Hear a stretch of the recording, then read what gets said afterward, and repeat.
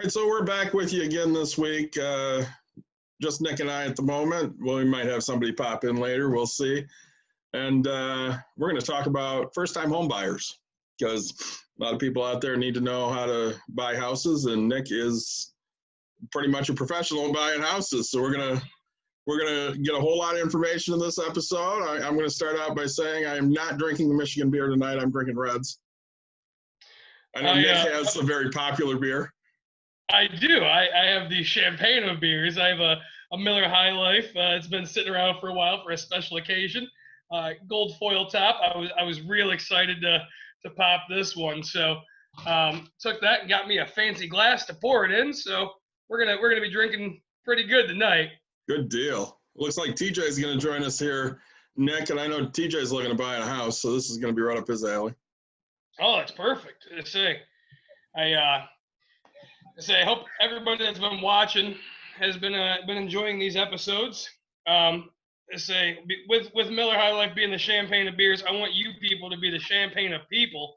So we're gonna start out with it tonight while TJ loads up. I want you to like, subscribe, share this. Right, this is my favorite subject. Right, real estate in general. It was so hard to pick. Are we gonna do rentals? Are we gonna do whatever? Nick Watkins. Yeah, what's TJ? up? Oh, hey, sorry.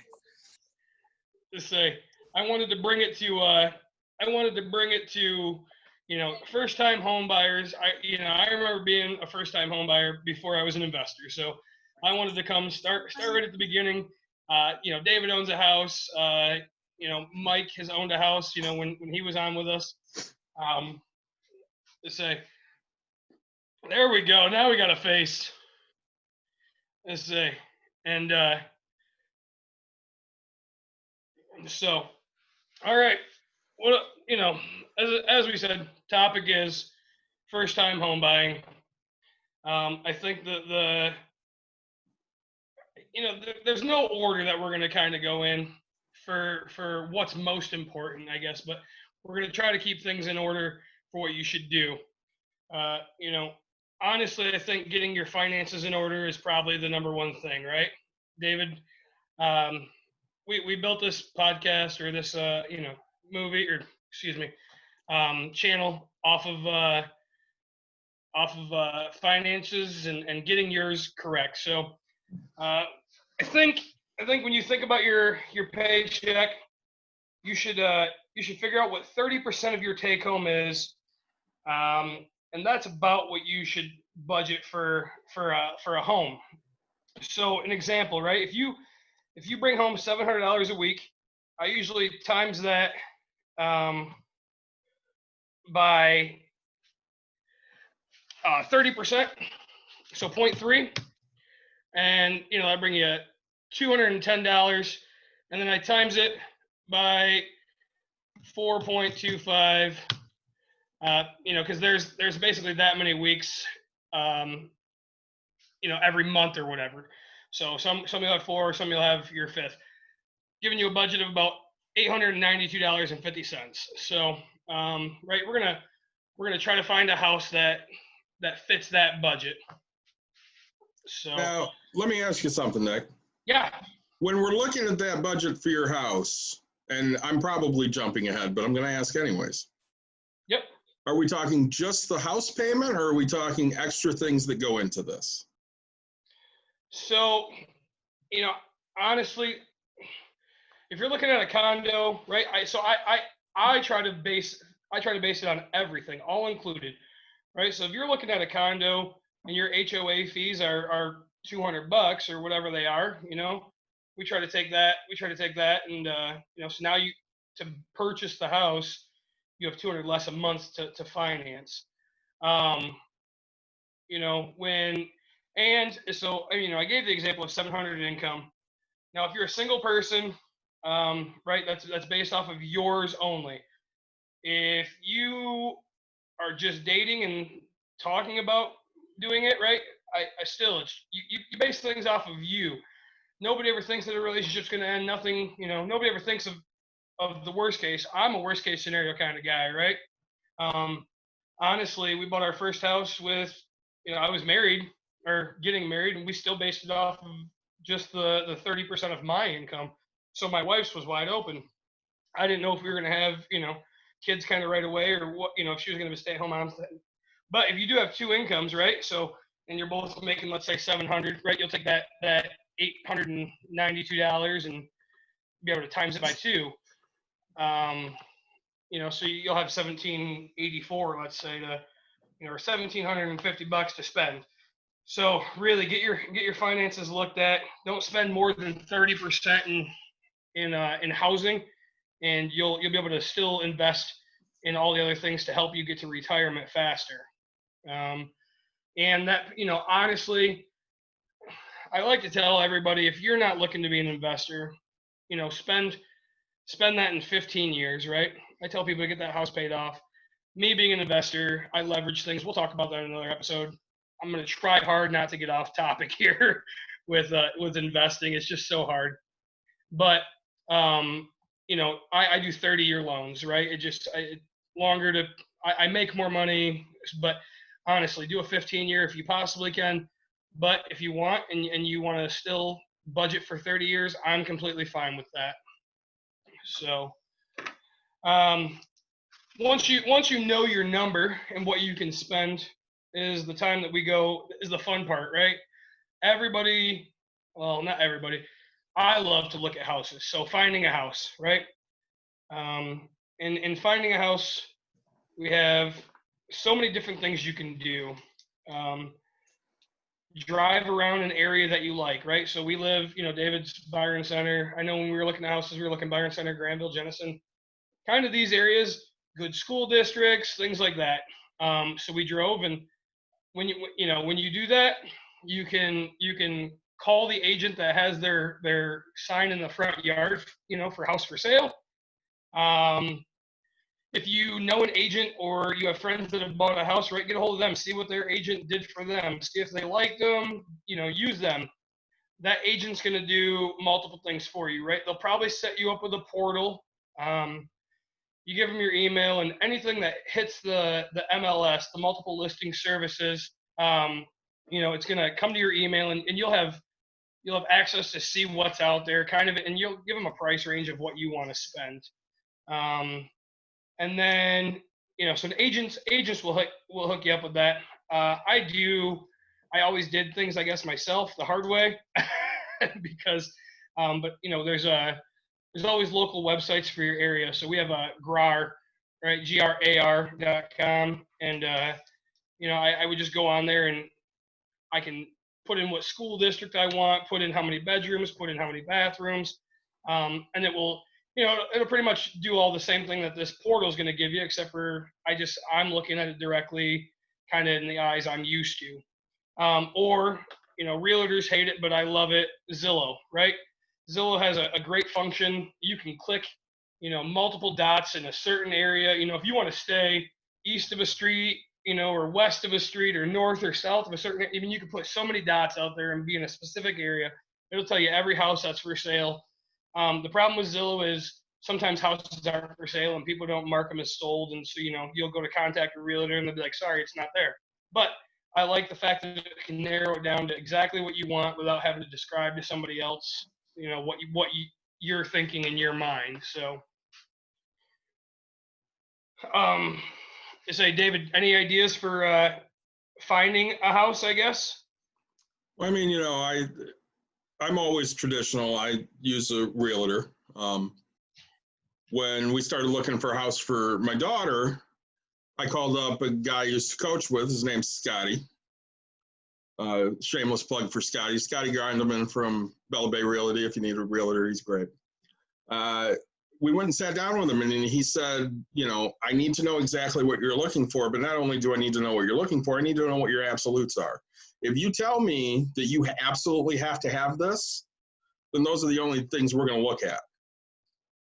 But you have to realize when you're looking at absolutes, that's going to knock out a ton of houses depending on what that absolute is. If you're saying, I only want a house with a garage, that's going to knock out a certain number of houses. If you then add another caveat, I only want houses with a garage and central air, that's going to knock you out a whole bunch more houses.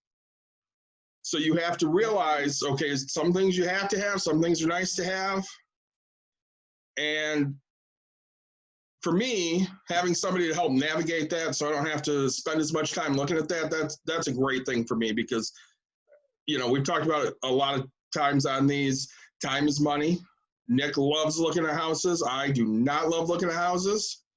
So I want it quick and dirty and doing the least amount of work as possible. Whereas Nick, you know, this goes back to the, what are you willing to do for $1? I will scan a receipt for 3 cents. Nick will throw the receipt away. Yeah. I'm not looking at 18 houses. Nick will look at 35. Oh yeah. I say, you know, and you know, being a first time, it's so hard from an investor standpoint, right? So I try to beg and plead to people, like, don't be so picky because things can change, right? If you're not looking to move, you're not looking to move a wall, but you hate the flooring, you hate the paint, right? Like, it's so hard. I can't deal with first time home buyer people. I get it with tenants sometime of like, oh, I want different color. And I'm like, we could talk about that later. Does the function work? Does this work? Like I am a, hey, it has a bathroom. It has a place to lay your head. I'm that kind of, you know, so it's so hard to get away from that, you know, because I can see that everything can change, you know? So when you're looking at houses, it doesn't have to be, you know, I mean, if you're looking at the top range of your house and it's not everything that you want for flooring and color, right? You need to lower your budget so you can have that $50 extra to paint the wall. Even if you're not going to paint it, be able to afford to have somebody do this work. I mean, right? The more you give in the beginning, the more you'll get later, right? I mean, if it doesn't have the deck you want, but you're paying dirt cheap, I mean, you know, you can save to have all this stuff. So, you know, that's my tip number one is try your hardest to get over colors and get over flooring because all that stuff can change, right? It's just time. And you know, so you can always honestly in a hot market like this, it's harder to ask for those types of give backs, right? But you can, like, I know when the market was bad when we bought our first house, they're like, oh, you can ask for a flooring allowance, and I'm like, a what? And they're like, well, if you hate this flooring, you know, just tell the seller you want an extra $2,000 to do all the flooring, so that way before you move in, you go to Lowe's, have it all done up, but the seller paid you $2,000 to do it. And I'm like, well, yeah, of course I'm going to ask for that, you know? So, you know, if you live in a rural area, right, you can probably get away with that. If you're in a market like, you know, in the city and things like that, I mean, we still have a hot market and people, you know, houses are selling like crazy. So understand, you know, what you want. So if you have a family of 5 and you want all your kids to have separate bedrooms, right? I mean, there you go. So you're going to need 4 bedrooms, right? One for each kid and then one for mom and dad. So 4. I agree that that's what you want, go for it. But don't be picky on, you know, everything specific when it comes to, you know, oh, hey, this one doesn't have carpet, it has hardwood. You know, again, that can all be changed. So, next is, right, so we found a place that we like, you know, with a realtor, anything like that. We drove, we did whatever. The next big thing is funding it, right? So you have to get money to buy this place. Number one, I've never, or I have bought a place with cash because it was so cheap, but you know, I mean, you're not gonna. There's a huge chance 99% of people aren't gonna pay cash for a house. You know, but if you can, great. I love it. It's free financing. You know, you're done with it. Life's good. But I always suggest go to, you know, call a local credit union. Honestly, credit unions are going to have really good rates. They keep, you know, sometimes they can keep them in house and they don't have to get them sold and things like that. I have a local credit union here that, you know, they guarantee the best rate, honestly. And they have a credit card because we're finance people. They have a credit card that you can open up and you cannot pay a mortgage. I want everybody to know this. You cannot pay a mortgage with a credit card, okay? Unless that specific bank owns it, which, you know, this credit union, they own the credit card. They own your mortgage. You can swipe your credit card. You can get your bonus points for your mortgage payment.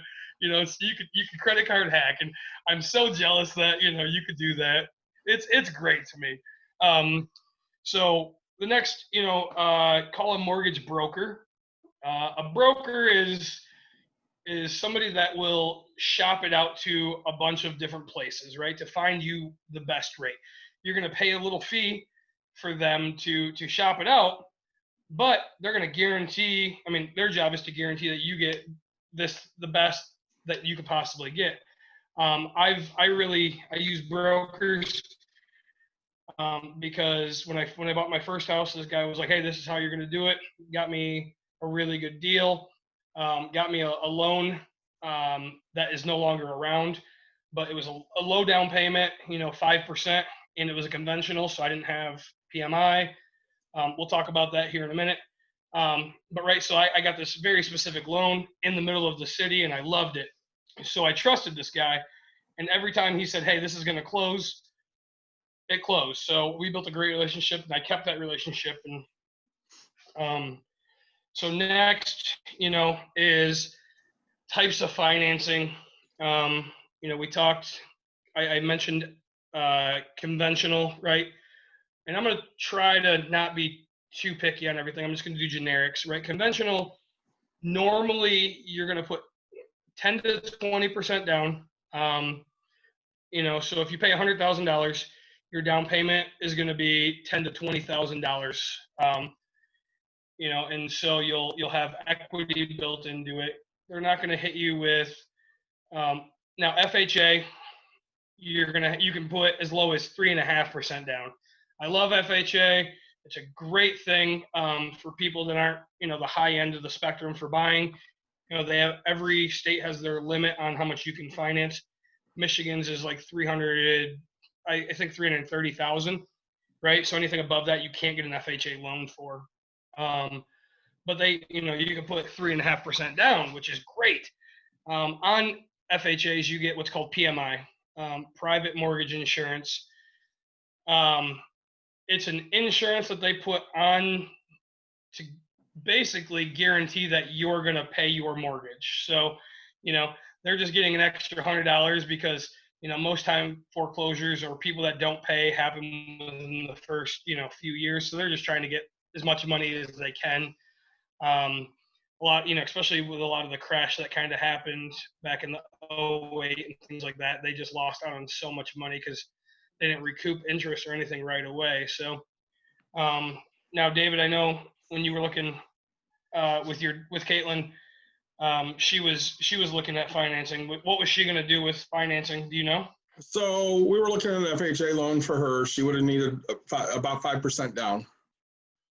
And we found a house. We put in an offer on it. Ended up backing out of that offer later for various reasons. But she could get into that house for basically less than $6,000, and that was fantastic for a 25-year-old. I thought, it was a $125,000 house about.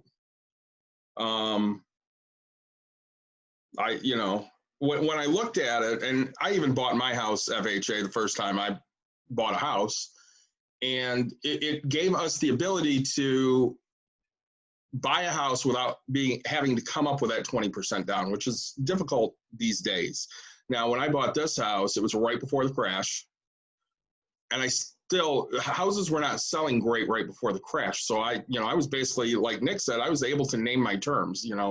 They paid all closing costs, ended up taking like almost $10,000 off the cost of the house, plus paying the closing costs. I really did a great job getting in here, but within a year and a half, the value of the house dropped $20,000 because the housing market crashed. And these are things you have to look at, especially in this market right now, because things are so overvalued, at least where we live. I'm looking at houses in areas that probably should cost $90,000 to $100,000 going for $150,000. If I wanted to sell my house right now, I could probably get $225,000 for it. Yeah. So when you're looking at houses, and not to get too far off tangent here, not only are you looking at what can you afford, you need to look at what am I actually buying. So it's kind of my little thought. No, and that's it. Like, I love my first house purchase, right? I mean, I'll talk numbers all day. I paid $58,500 for it. Got a flooring allowance on it as well. I'll be honest, I don't know if they paid closing. I'm pretty sure I asked for it, but I mean, this thing was in foreclosure, had been sitting for a while. I got a specific type of a loan on it, as I said, where I put 5% down. So I was into the house for what, $3,200. This thing was great.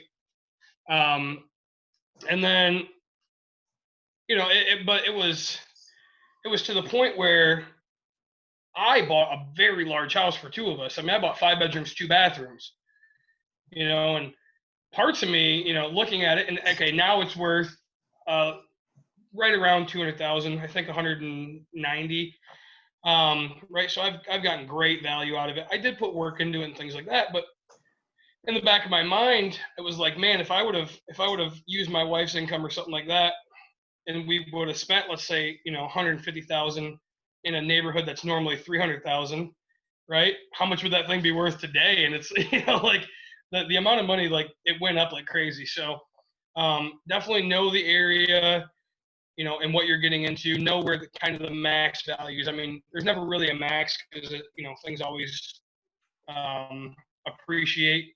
That's supposed to be what happens. We've only had one housing crisis, that went to an extreme. So, again, so we have conventional, right, 10 to 20% down. You're going to avoid PMI. FHA, 3.5, low down payment. Fannie Mae, Freddie Mac type of loans, you'll hear those words as you're like looking into these things. If you're looking on the outskirts, I know David's mom, or like his family, kind of where they grew up, or even my family up in up north, right? You can get a rural development loan. It's more rural, right? It's a rural development, so they want to give the loan to help build up those types of areas to get to be city wise, and so you'll be able to get great down payment, really low, and the terms for closing are so easy. I say I wanted to talk about some of the cost, I guess, right? So you're going to hear people talk about it. So Before you hop into that, Nick, I do want to bring up adjustable rate mortgages. Yeah. So these were all the rage in the early 2000s. They are also known as subprime mortgages. Yep. Basically, what happens is you get a term on that loan of 5 to 7 years where they lock in their rate. It's usually very low, let's say 1%. And once that time period is up, let's say it's 5 years, the loan either needs to be refinanced or it goes up to a certain amount of prime plus, whatever is dictated in the terms of those loans. This is largely what led to the real estate bubble in 2008, because people were getting these loans for nothing. So they could afford, Nick talked about it at the beginning, where are you getting your money from? They could afford, $100,000 house, but they were getting a $300,000 house because they didn't have interest to worry about. And when it came time to renegotiate, if it was around that time there that bubble burst, there was no renegotiation. That's why all of these houses were foreclosed on and they lost them. So adjustable rate mortgages, they are a thing. They are coming back. They are. Avoid them like the plague, because they are the worst possibility to take out money. And I say I specifically didn't bring it up to you guys just because that's how much I am against them. Especially we're in 2020. I looked it up today. A 30-year mortgage rate, 3.6%. A 15-year is 2.8, something around there. Honestly, your adjustable rate's going to be pennies. So you might save $30 a month by having this, but as he said, we don't know where 5 years is. We're so low. I understand so being so young, talking to investors, right? I mean, back in the day, I guess David, probably I don't know, in between you buying a house and your mom, interest rates were 17%. Yeah. I mean, it just, excuse me, it was it's so kind of like, variable rates back then. Man, honestly, it felt like a good thing because sometimes you get locked in for a low, and then you'd be able to weigh out your highs and avoid those things. And but now if you're doing an adjustable rate, let's say you lock in at, I don't even care, 2.5%, right? And there's zero chances that this thing's going to go lower. I mean, really, they're not going to be able to give you a house interest free. I mean, if you can do interest free housing. I want to be so again, my mind just runs a million miles. I love these things. But Habitat for Humanity, if you qualify for low income, if you were right, so if you qualify low income, you qualify for Habitat for Humanity, things like that.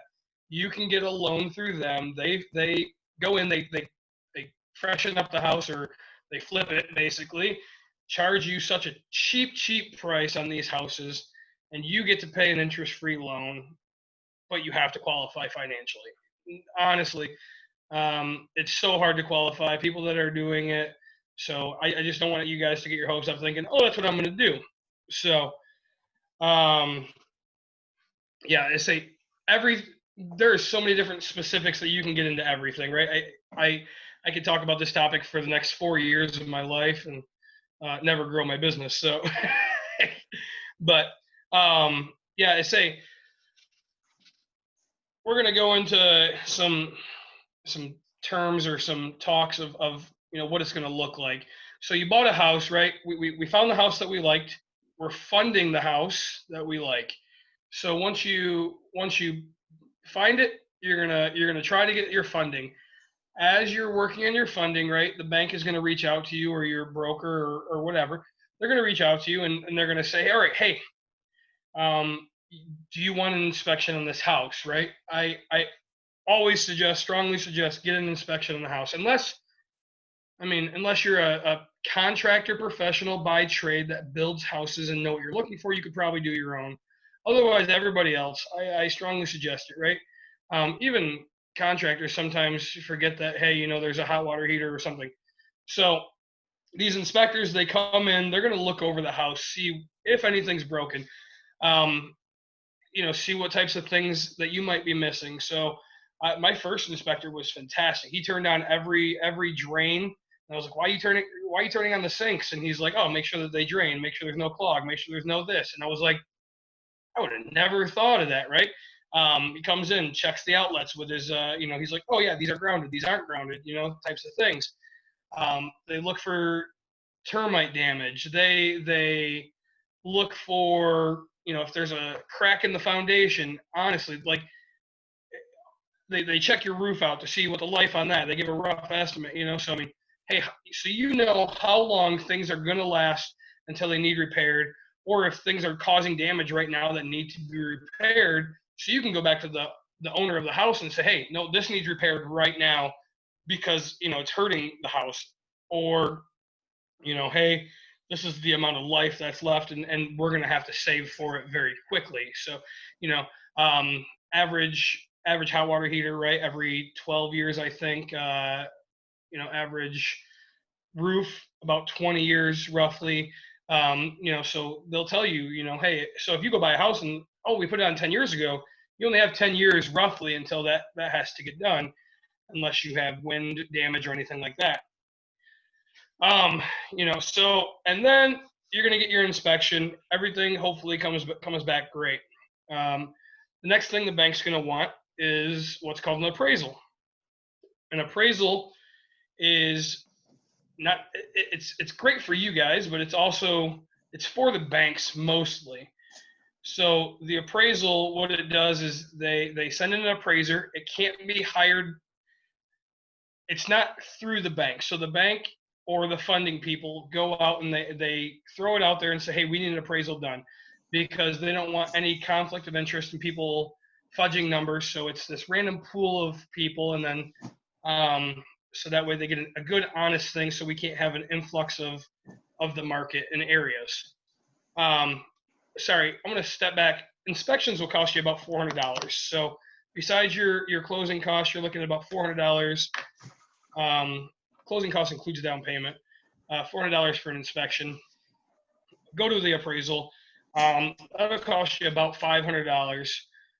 What they're going to do is they're going to compare houses that have sold. So if you're looking at a 3-bedroom, 2-bathroom ranch, 1,700 square feet, they're going to try to find houses in your, let's call it 5 blocks if you're buying something in the city. That's 3 bedrooms, 2 bathrooms, 1,700 square feet, and they're going to say, okay, hey, this house sold for 200, this one 210, this one, 250, and they're going to figure out why the $50,000 difference. Well, this one, the $50,000 might be a granite countertops in the place. It might have new cabinets. It might have, tiled showers and things like that. Where the other one, is still kind of dated, so it needs $50,000 worth of work, let's call it. So it doesn't appraise as high. And once the appraisal comes back, they're going to say, hey, so let's say you put in an offer. Let's say you put in an offer for $200,000. The appraisal comes back at $210,000. Well, congrats. In theory, you've just made $10,000 by getting a good deal. Now, let's say you put a $200,000 offer. The appraisal comes back at $190,000. That's how much the appraiser tells the bank that the value of that place is worth. Well, so you have multiple options at this point. One, you can try to negotiate. If you really like the house, you go $190,000 and say, this is how much it's worth. This is how much I'll pay you. Two, if the seller says, nope, this is how much we want, you can come up with the other $10,000, right? You can overpay for a house that isn't valued at it in the bank's eyes. So you can pay that $10,000 plus your 3% close or 3.5% closing or 20%. Or at this time, right, you have the opportunity to walk away and say, nope, we can't negotiate with these people. We don't want to negotiate. And so, you get out of that. It does cost you money, but right now, honestly, most places are hitting appraisals, pretty spot on. So, David, anything to add for the process of what banks are going to expect? No, I don't. I want people to realize, especially when they're looking at houses, don't fall in love with something. Make sure you're using your head when you're looking at these places. When you're negotiating, be willing to walk away, because if you're willing to walk away, it puts you in a much more advantageous situation when you're negotiating on these houses. Like Nick said, if the appraisal comes in under the offer, that's probably telling you that, this is not a house worth overpaying for. So it would have to have something fantastic for you to sit there and go, oh yeah, this is the house I have to pay an extra $10,000 on it over what it's worth. You wouldn't do that with a car. You don't want to do it with a house either. Yeah, and it's not to say that it won't someday get to that point. It's saying that what they see right now isn't worth the value of what you have.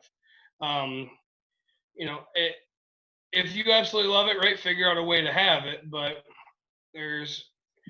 I fell in love with one place, and that's my own fault. But honestly, ever since then, I couldn't care less about a single property that I own, right? In a way, like if I get it, great. I look at even on my street, I'm like, well, the neighbor's going to sell someday. That person's going to sell. I have 50 options just right here. So, there's a million fish in the sea, and I understand that. So, I'm trying to make sure I tell you guys everything, being a first-time home buyer, right? So we have inspection costs, we have appraisals. These are the things they're going to ask. A couple things I remember having to send in. One thing I like about using a local bank is they're right next to me. Honestly, my broker is an hour and a half away. here I am 11 years into my first purchase or something like that. I've never met the guy. We honestly are best friends. We just became Facebook friends 3 weeks ago. But I had to fax over, 2 years worth of tax reports. I remember roughly about four weeks of pay stubs, about a month's worth, So any investments that I had, so 401k, betterments, all those types of things. I remember having to, send in, basically prove any money that I have. They want to know, basically they want to see, hey, if he forecloses or something bad happens, we're going to be able to get some kind of money somewhere, somehow. So, and it also proves that, hey, this person is a good financially sound person because they're making the right steps. They're investing. They're not just living off of, this 3.5% down. That's all they have in their bank account, and they're going to be broke right after this. So, the more proof that you give to a bank that you're a person that they can loan to, the better. So I want to go back to funding a little bit. Sorry. When you talk to your loan officer, is what they're called, at the bank, right? They're going to pull your credit.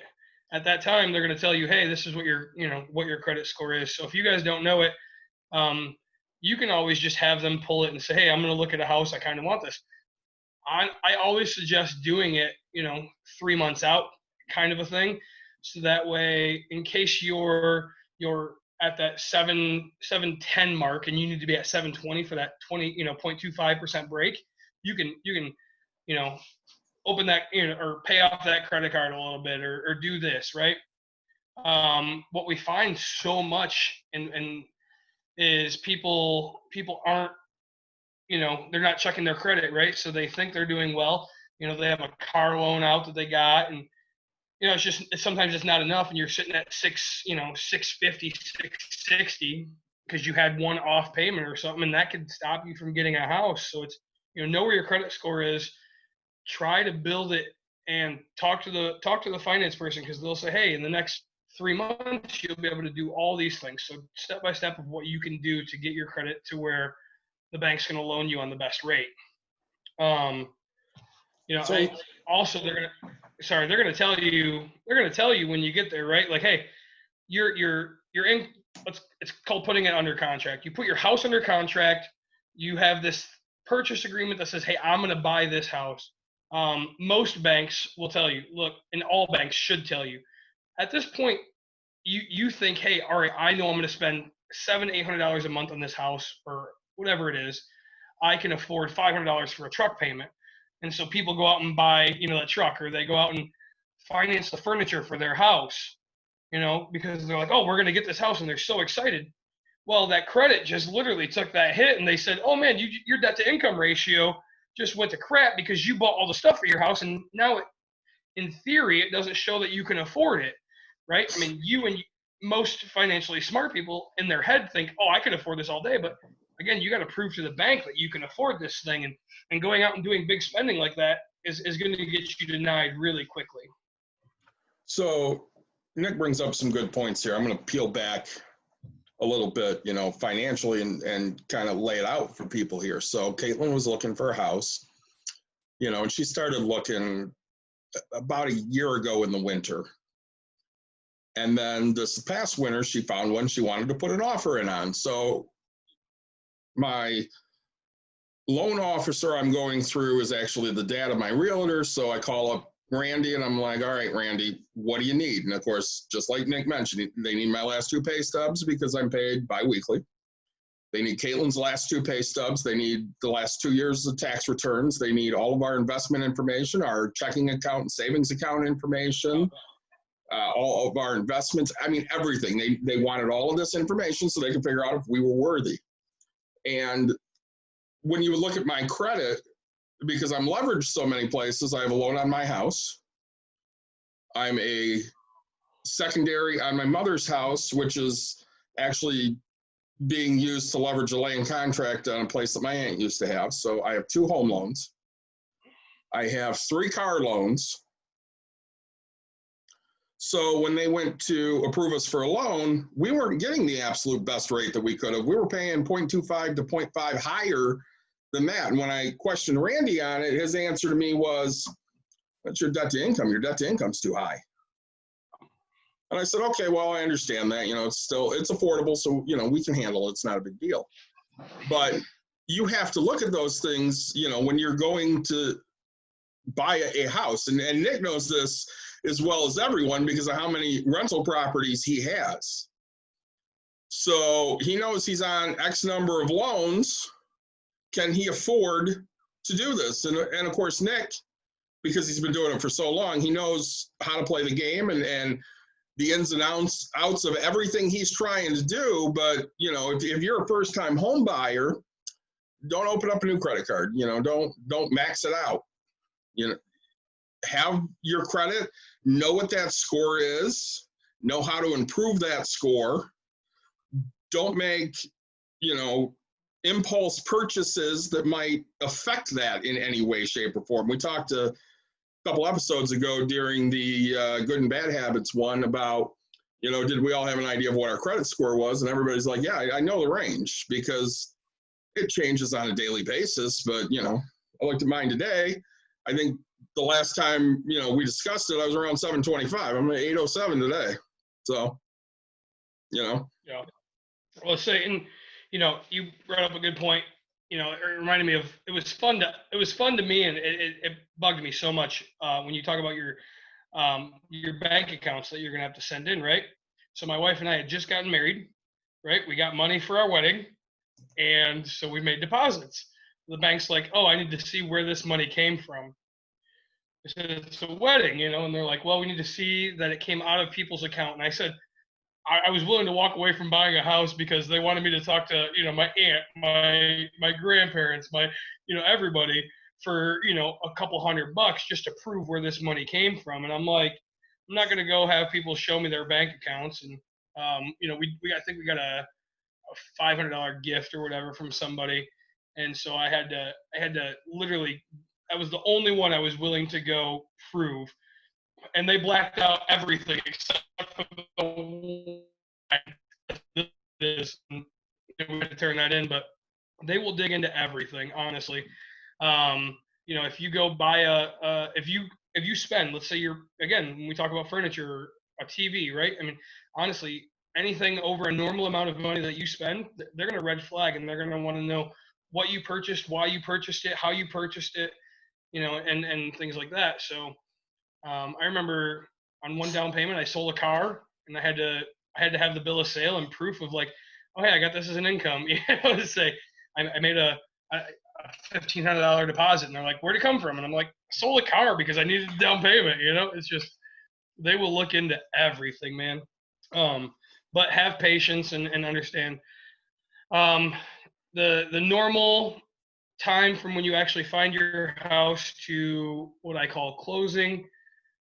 So when you officially own the house, not move in, because sometimes you can do 30 days or 15 days after closing for move-in, I want to say is about 6 weeks in total. That's a good estimate, right? So you find it, and time to fund it and actually close is about 6 weeks. Let's say it's a really great thing. I mean, it's not for everybody, right? I want people to understand that if you live in, let's call it New York or California, those types of things, I mean, you can buy your your studio apartments and things like that, but live in areas that you guys like, right? Be willing to save up a bigger down payment to have the house that you want, right? Don't just rush into something because you want it right away. My suggestion always is like, if you're not finding what you want, see if your living situation that you have is really that bad right now that you can't save up an extra year for your dream things. And you say that this house is a dream, but by the time you get into it, I'm letting you know that, X amount of years in, you're going to complain about it, right? You're going to, oh, there's not enough cupboard space. We just bought a new kitchen mixer and there's not enough counter space. Our refrigerator isn't as wide as we want it to be. There's always something in your house that you're always going to complain about. So nothing's perfect. So realize that waiting for that next perfect house is going to be time. TJ, do you have your mic on? Yeah. Hi. Hey, man. No. Do you have any questions? I guess I hear that you're looking to buy and excited about it. I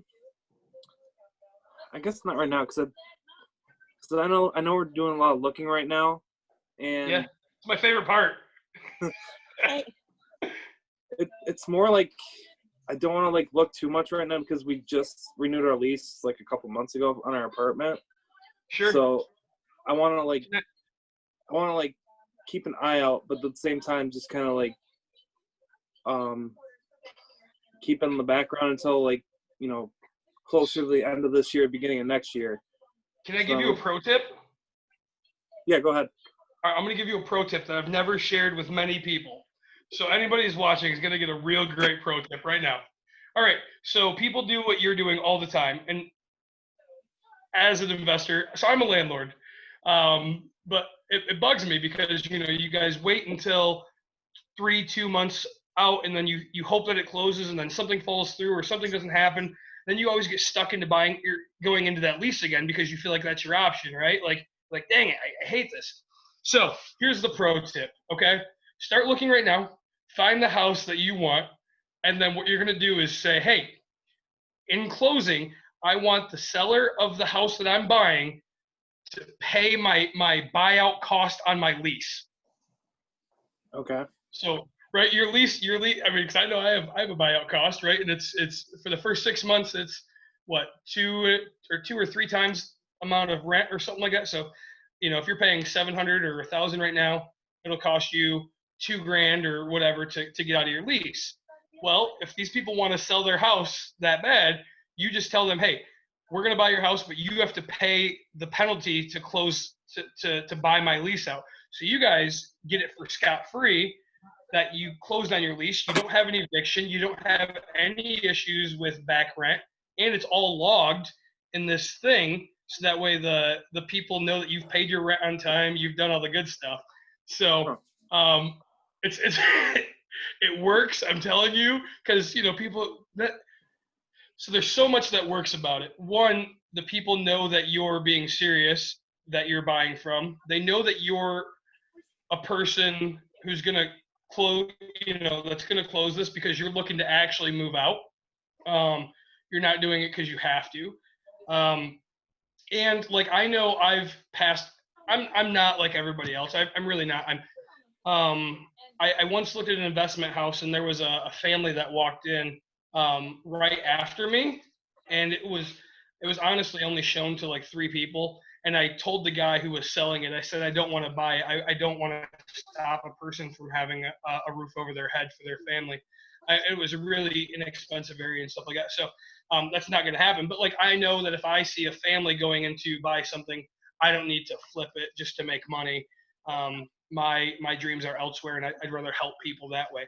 But really, pro tip and a half, man. Like, if you're willing to take that risk and tell them that you need the cancellation fee of your lease in closing. So basically what's going to happen is you'll go to the closing table, right? So here's, you know, just for fun numbers, I don't know what they're going to be. Let's say you're going to put $10,000 down. That includes all your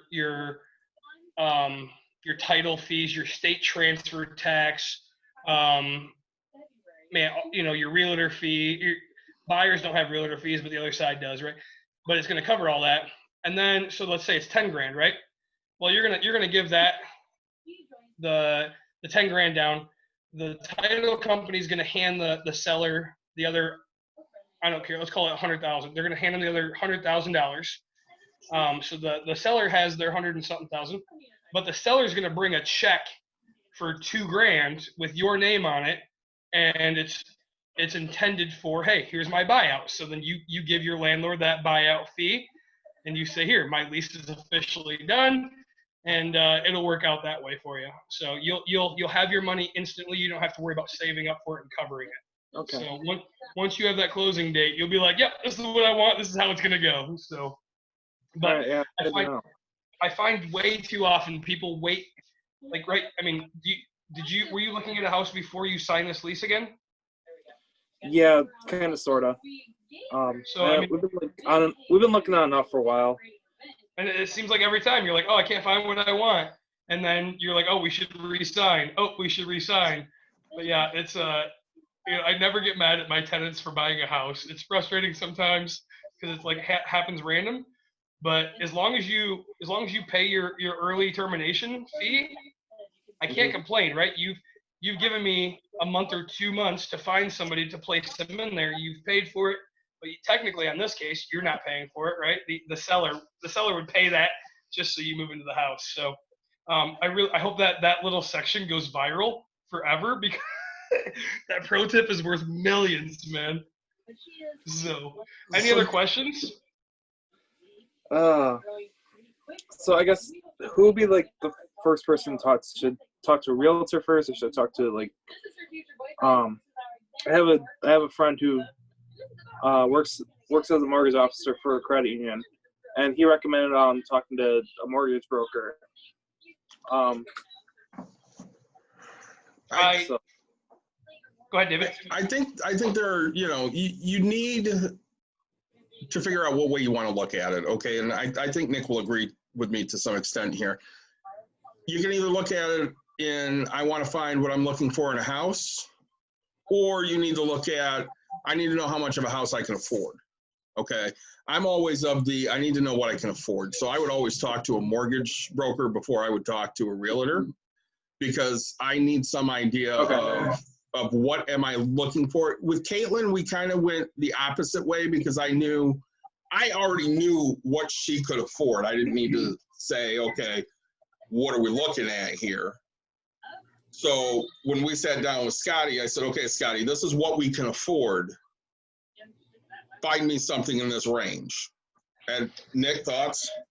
I absolutely agree, right? I get so frustrated when realtors won't talk to people because they're not pre-approved, and I get it because it's a hot market. But like, I also get frustrated when people aren't pre-approved and then they throw in an offer to buy my place and then it like falls through, right? So, it's very situational to me. TJ, do you live in Michigan, Grand Rapids area? I live in East Michigan. Yeah. Okay. So I don't know that market too well, but so what I would say is I would see how much money. Okay, if you don't know of a house specifically that you want, right? If you don't know, hey, this is exactly what I want, I vote go find how much money you can get, and then go get the realtor and say, hey, this is how much we want to spend, not how much we can spend, how much we want to, because banks will loan you up to like 60% of your value type of a thing. So but go get your buddy. It depends on, if he's a friend of yours and he can get you a really good deal or something, if you're comfortable with sharing your finances with this friend, that's awesome. Have him pull your credit and tell you how much you guys can get, and then start looking at houses. And honestly, once you pull your credit and you get it's called pre-approval, right? They'll just tell you, hey, this is how much. If everything stays the same for 6 months, you keep the same job, you right, that your whole life doesn't change. You don't go finance cars and vehicles. They'll say, hey, basically this is good for roughly 6 months type of a thing. So you'll know, hey, I can go search for houses for this price range, this amount of time, and you'll have at least a number that you know what you can spend, and then you tell your realtor, hey, this is how much we want to spend. I only want to see houses in this price range, and you'll see. Honestly, like I know there's people that are like, oh, everything in my price range is just horrible, and that'll tell you, hey, I got to start saving up more money so that way my price range can go up. I mean, it's just. So yeah, I vote. Figure out if you can get approved first and how much you can get approved for, and then start shopping. So. Well, I think budgeting. TJ, Nick and I talk about budgeting a lot. write down your budget, figure out what you guys are paying right now. If that's comfortable where you guys are at, you'll know, okay, well, this is an area that I want to stay in for a payment. If you decide, okay, well, really, we're paying, 5% more than what we would like to pay. Now you have some areas to figure out exactly where you want to be, because just because you go out and get pre-approved for, let's say, $150,000 house, do you need a $150,000 house? Is that what you're looking for? You really need to figure out, what do I want, what do I need, and what can I afford? And those things all kind of go hand in hand together. Nick, there was something I wanted to hit in on before. Me too.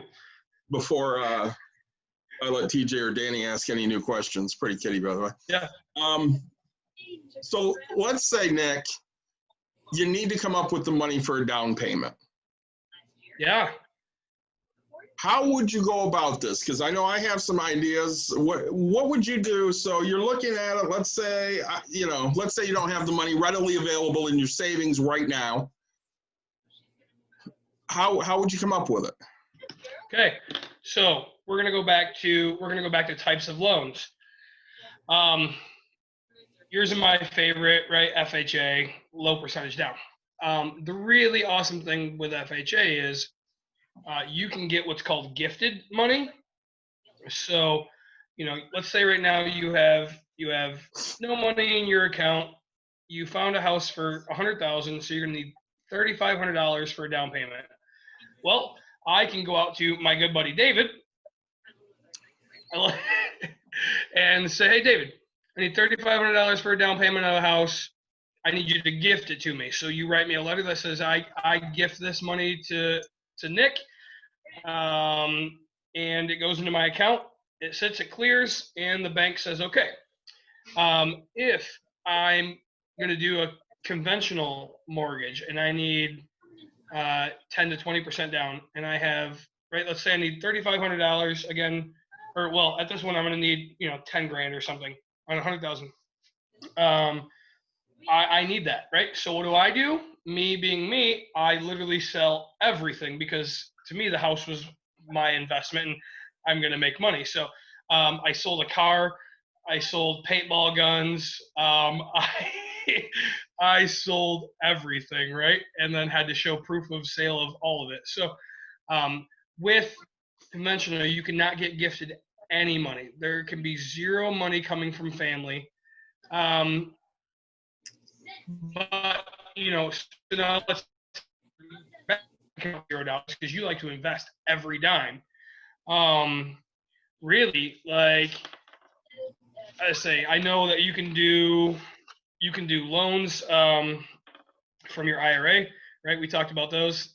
You can take $10,000 per person.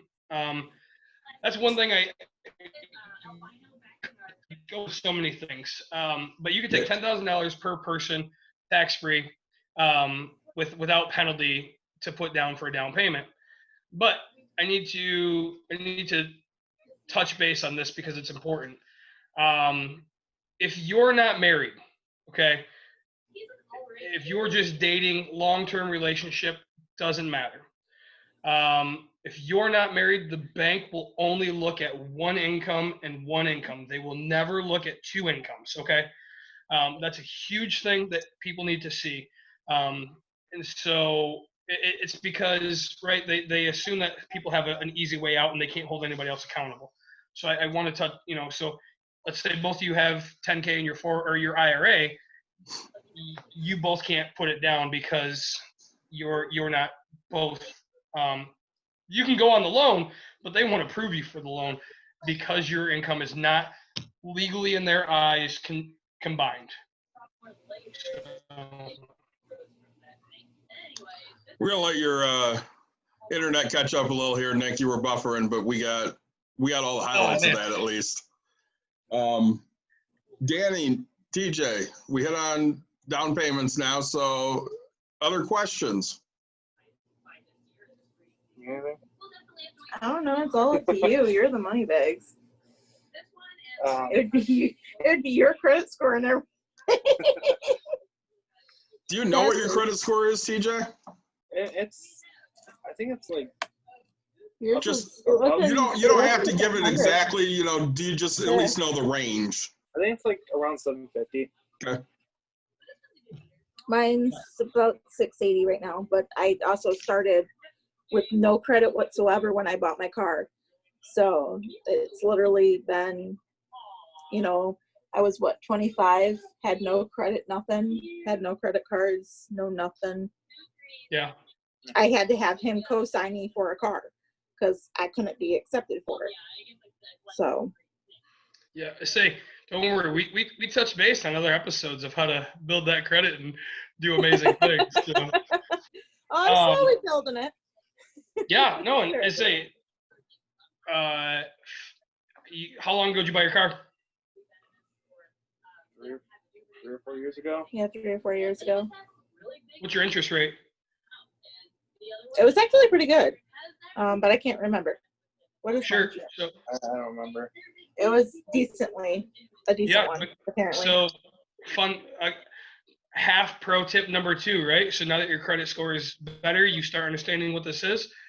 Go back to a bank. I mean, I honestly don't know what it is, right? Decent for you guys. If it's in the 10%, if it's not in the 3.5% right now, go back to your bank and say, hey, I want to refinance my car just for what I owe, not anymore, just for what you owe, and that'll lower your payment. But what you're going to do is keep paying the same payment and put it towards your principal, so it'll pay it down faster. You can refinance your car, and it'll help you boost your credit because, right, you've taken out technically another loan. You're going to boost your credit, and you're going to pay that car off a heck of a lot quicker. So, really, if you don't, I think we calculated out that by next June we will have my car paid off. yeah, but if you refinance it now, you could have it paid off by. You could buy me a Christmas present with the money that you're going to save on this bad boy. I'll wait for that in the mail. I drink Miller High, I drink Miller High Life. So, You never know. yeah. I'll just come to that side of the state later on. Right. David knows I'm any usually other over there. questions? Any other questions on buying a house? I guess like I'm just kind of wondering like in terms of like budgeting, because I also have like a lot of loans. I mean, like I have like student loans, I have like car payments and that. Yep. So you're an average American. Good job. I'm just wondering, like, would that factor much into like, you know, how much I can spend? Yeah, you'll have. So that's where you're gonna talk to your mortgage broker, your in the banks, like the home lenders. You know, you're gonna talk to them, and they'll tell you what you can do with that. Will it factor it? Yes, right. So you have a debt to income ratio that you have to stay below. You know, so you're not going to get the top amount of money. Everybody in America has student loans for them, you know, from what we're finding. So, you know, I don't know what you pay in rent or what you're looking to pay for a house, but you know, they're going to see that you're paying this, you know, on a regular basis and things like that. So, you know, understand that, I guess, if you go to the mortgage broker, they're going to tell you exactly what you can look at. If you're concerned about, hey, let's say you owe on a credit card $3,000, and they're going to say, hey, if you pay off this $3,000, we'll let you spend an extra 10 grand on a house. You know, find a way to pay that thing off quicker. You know, they'll tell you honestly. Once they pull it, they're going to tell you everything of like, this is going to help you, this is going to hurt you, this is, you know, like, pay off this because we'll be able to approve you for just a little bit more. At that point, it really becomes like a step-by-step kind of a thing. So. Okay. Well, and if you go talk to your mortgage lender, those are things you can find out of, you know, where is your wiggle room? What can you do to help your credit?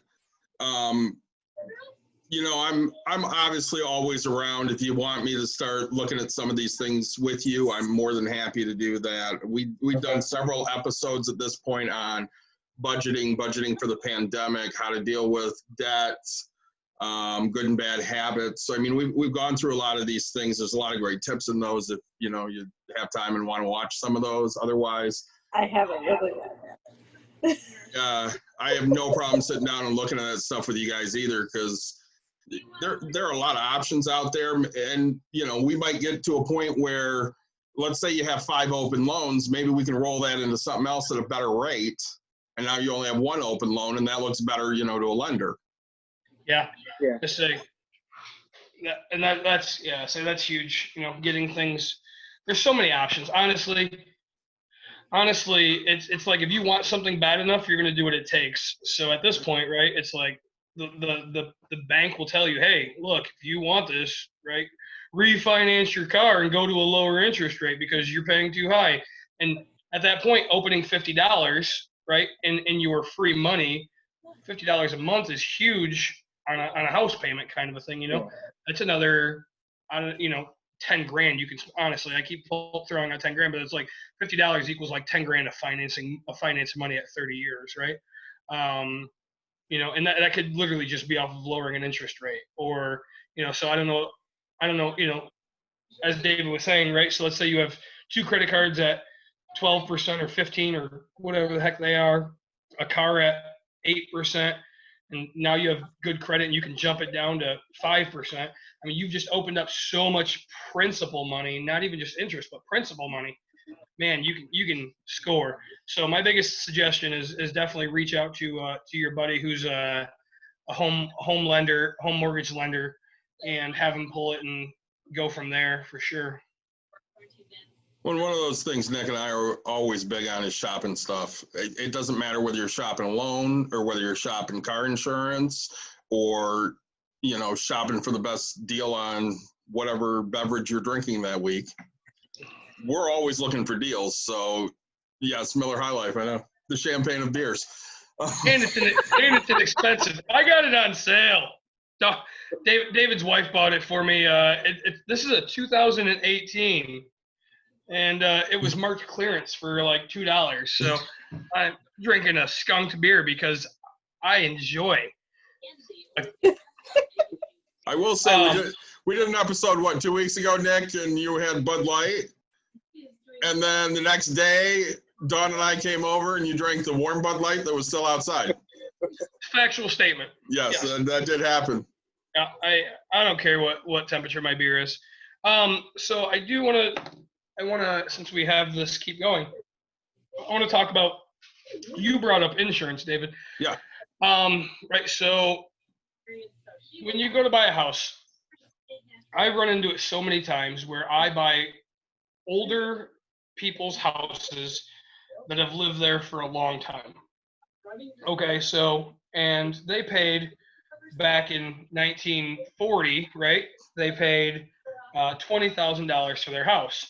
Well, taxes on their $20,000 was, you know, $400 a year, let's call it, right? Or let's call it $600 a year, so we can do $50 a month in escrow. You guys will hear that. You guys, you know, TJ, you guys know what escrow is. And then their insurance on their place, right, has probably gone up now because insurance has always risen. But with your taxes, it can only go up like, I want to say 3% a year based off the original value. Now the issue is when you go to buy a house, it can get retaxed. So when you let's say they paid $20,000, now you come and buy it for $100,000. Well, you're going to get the new tax rate at $100,000. So instead of $600 a year in taxes, you're looking at $2,400 a year in taxes, right? So that's $200 a month compared to the $50 a month, making your mortgage payment, you know, that much higher. It's going to look great for the first. Depends on, like I say, I know our taxes here come out. I want to say July and February-ish. So let's say you buy a house just after July, the taxes have already been paid. Your mortgage payment's going to stay really low until next year when it hits the new tax rate. Well, your house payment is going to go up, you know, $180, and you're going to get really, really mad because you're like, I wasn't budgeting that amount of money. So I want everybody to know that, like, have your lender, whenever they're going to run money on payments, have them run it off of every county website can come up with their tax rate. Have them run taxes off of the new tax rate and then also call your insurance company. So do you guys have renter's insurance? If so, right, go, hey, we have renter's insurance with you. We're looking at this specific house. Give them the address. They'll ask you a couple questions, right? Like square footage, does it have granite? Yes, no. Like, they'll ask you random things, and they'll give you a rough quote, a very, honestly, they'll actually give you a quote. They'll call it a rough quote until you actually buy the place. And then you'll send that information to your lender as well. So now you have your new taxes, you have your new insurance rate, you have your principal and interest payment amount. So you'll know exactly what the highest amount of money you'll pay for that full year will be. And then next year, if your house appreciates, it'll go up, 1.5% or whatever. So every year it'll go up, $20 or something. But, right now these people are paying, I know a house that we just bought, they paid $11,000. Their mortgage payment was like $230. I mean, this thing was so cheap for 30 years. And, I go to buy it for 120 and I'm going to have, an $800 payment just in 2 seconds. So because of my taxes, their taxes were $12. So it's just a quick tip to remind you, always ask your lenders to run it off of a purchase price tax assessment. Well, I want to touch on escrow for a minute because Nick brought it up. So most of the houses you buy nowadays, if you buy an FHA, you're going to have an escrow account. Many conventional loans want it as well because the bank wants to protect their investment. So what escrow does is it pays your insurance and your taxes every year. So they factor that into your actual house payment every month. That way there's money there to cover it. So I hate escrow because ever since my loan has been with Fifth Third, because I refinanced it after we originally bought this, they will send me a refund check for my escrow because I overpaid for the year, and then they'll tell me my new payment, which is $50 more a month than my old payment. Well, what the hell did you give me a refund for? So then I have to go and say, no, put this back in my escrow, refigure out my payment, and stop jerking me around because I hate that crap. Yeah, your first year is a pain. I'll be honest. Mine did the same thing. I think I got a pretty hefty check my first year. It was like, I don't know, $1,300 or something, and like, we blew that money real quick. And then all of a sudden my new payment comes in and it jumped, like $100-something bucks. And I was so mad. I was like, but you can prepay that difference. So if I would have kept the check and paid it, I would have been fine. But yep. I didn't. And that's what, my negative was. So, yeah, as David said, escrow is literally just another insurance for the bank to make sure that you have insurance, right? In case your house catches fire, in case there's a tornado that blows the whole thing down, you have insurance to cover the cost for them to rebuild. Because if they have a piece of land, that's worth 20 grand. If they have a piece of land with a house on it, that's worth 100 grand. So they're making sure that you have insurance. Taxes, right? Everybody owes the city and the state money to own a piece of land, actual dirt, and so that money is outrageous, but it goes to good causes sometimes, right? Paying people to do their job and cost me a lot of money. But we're running about an hour and 15 here. TJ, Danny, did you have any additional questions? No, I think we're good at this point. Awesome. If you guys ever have any questions about housing or anything like that, reach out to me. I'm always willing to talk housing. I love it. It's my favorite. I know we're going to talk about investing in real estate here in the next few episodes sometime soon. I always tell everybody, make sure your first house is, at least a duplex or a 4-unit. But I wanted to keep this about people that didn't want to invest, and I hope that we answered most of your guys' questions. Again, thank you, Miller High Life, Champagne of Beers. When you guys sponsor us, make sure you send me a case, David a case. Like we started out the episode, like, subscribe, share, tell your friends, because this is fun for us. We hope it's fun for you guys too. All right, you two hang out for a minute. Don't go anywhere. It's been great talking to you guys again. Nick and I will figure out what we're talking about next week. If you have, like you said, if you have any questions, please let us know because we want to answer those questions. So till a week from now, we'll talk to you later.